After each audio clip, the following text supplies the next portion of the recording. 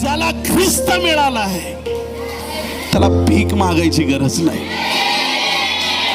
ज्याला येशू मिळालाय त्याने काय मागावं आणखीन. बस प्रभू आहे.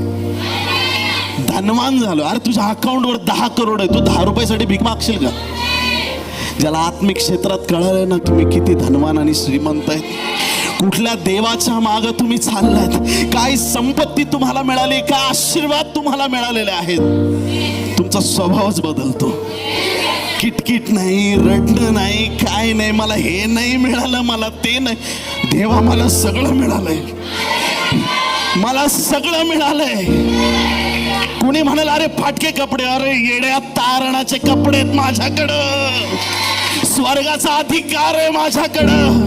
प्रभू भेटला ना काही लागत नाही जीवनात.